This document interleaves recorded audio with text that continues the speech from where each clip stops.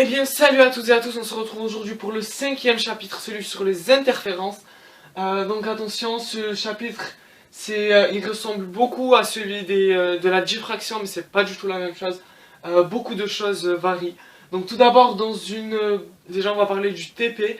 Quand vous avez fait le TP de la diffraction, donc ça passait par une seule fente. Attention, là c'est différent, ça passe par deux fentes. Du coup, ce n'est plus la largeur de la fente qui nous intéresse, mais c'est la distance entre les deux fentes par lequel passe le faisceau lumineux.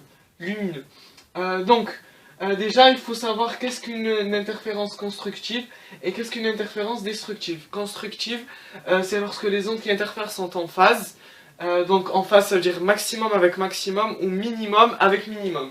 Donc si vous avez, par exemple, une interférence, comme ça c'est un laser. Il faut que ce qui se rencontre, c'est maximum avec maximum. Et donc, vous l'aurez deviné, pour destructive, c'est maximum avec minimum. Donc quand ils sont en opposé de phase. Attention, l'erreur à ne pas faire, c'est que minimum avec minimum, c'est constructif, parce que ils sont en phase. En phase, max, max, min, min. Destructif, c'est min avec max, max avec min, ça revient pareil. Donc il faut aussi savoir que pour qu'il y ait figure de diffraction, il faut que la source soit cohérente.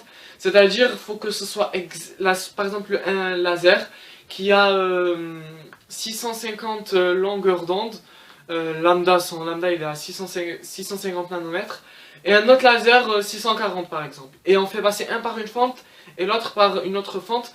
Donc là, ça marche pas du tout. Donc il faut que ce soit le même laser qui passe par deux fentes. À moins qu'il y ait deux lasers exactement de la même longueur qui passent. Là oui, il y a figure de diffraction, mais c'est très rare qu'il y ait un laser comme ça. Ensuite, vous avez vu dans le TP la figure de diffraction. Donc faut connaître I. I, c'est la distance entre deux milieux de franges brillantes ou sombres. Donc c'est la distance. Et donc là, vous voyez que c'est égal. Les milieux là, ils sont égaux, que ce soit lumineuse ou sombre. Donc ça par cœur. Et donc ça, cette formule aussi à connaître par cœur de l'interfrange, c'est I est égal à D de lambda sur petit b. Petit b, c'est la distance entre les deux fentes. Lambda, c'est la source du laser, donc le laser a combien il émet en longueur d'onde. Et D, c'est la distance entre la fente et l'écran. Donc on retrouve aussi avec constructive et destructive ces deux formules-là. Delta est égal à K de lambda. Si delta est égal à K de lambda, ça veut dire que les ondes sont constructives. En revanche, si delta est égal à 2K plus 1, facteur de lambda sur 2, là les ondes sont destructives. Donc voilà, dans ce chapitre, il y a presque que du par cœur.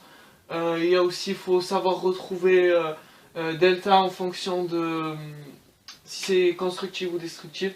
Donc voilà, si vous savez faire ça, si vous connaissez vos définitions, tout va bien pour ce chapitre.